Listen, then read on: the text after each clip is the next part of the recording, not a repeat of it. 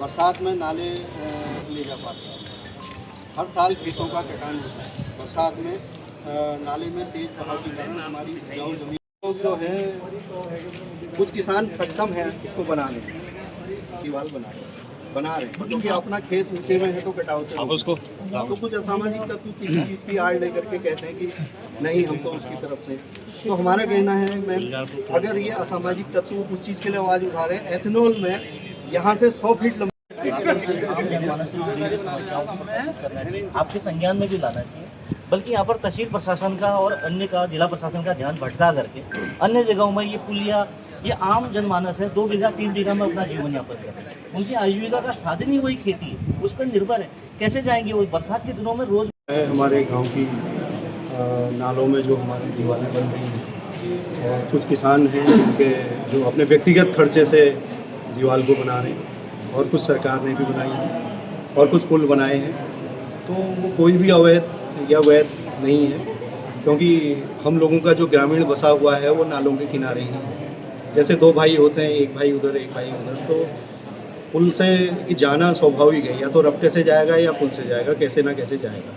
पर हमें दुख इस बात का है, पिछले हम 2019 से लड़ाई लड़ रहे हैं एथेनॉल की।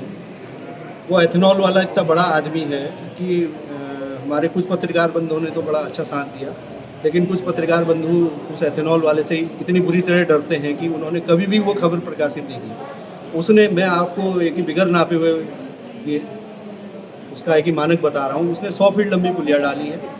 उसके लिए कभी किसी ने नहीं छापा, क्यों नहीं छापा?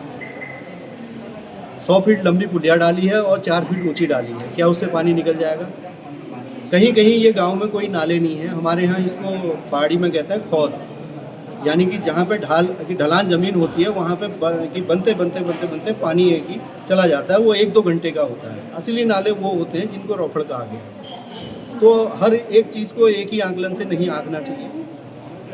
तो मैं तो यही कहूँगा कि आप लोग जो हमारे पत्रकार बंधु हैं, इन लोगों को इसमें कि सहयोग करना चाहिए और कहना चाहिए, और गलत चीज़ों को कि प्रकाशित में लाना चाहिए। तो ये बहुत गलत चीज़ है। ऐसा ना हो कि हम बुरिया बिस्तरा लेके यहीं बैठ जाएं। जब हम एक एथेनॉल वाले के लिए अकेले लड़ सकते हैं 4-5 लोग, हम दिल्ली सुप्रीम कोर्ट जा सकते हैं। ये बहुत छोटी चीज़ है। इनको बेनकाब करने में मुझे हफ्ते 10 दिन का टाइम लगेगा। मेरी खुली चेतावनी है। धन्यवाद। कभी लेके नहीं आए, कभी ये ज्वलंत मुद्दे कभी लाते ही नहीं।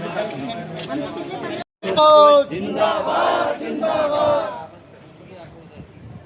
वित्तली अंगड़ाई है, बहुत लड़ाई है, वित्तली अंगड़ाई है, आगे बहुत लड़ाई है, आवाज दो, एक है। इस तरह के लोग हैं, और मेरा विशेष निवेदन है आप सभी से कि आप सामाजिक जन सरोकार से जुड़े हुए ही मुद्दे शासन और प्रशासन के संज्ञान में लाएं। ये मेरा विनम्र निवेदन है, क्योंकि आम जनमानस इस तरीके के अगर आप पुलिया का विरोध करके अगर प्रकाशित करेंगे खबरों को, तो आम जनमानस बहुत प्रभावित होगा। उनका आम जनजीवन बहुत, वो लोग दुखी हैं, व्यथित हैं। कई महिलाएं यहाँ पर आई हुई हैं जिनके आजीविका का कारण केवल वही खेती है, और उनको खेतों में काश्तकारों को कृषि यंत्र ले जाने के लिए भी दिक्कत हो रही है।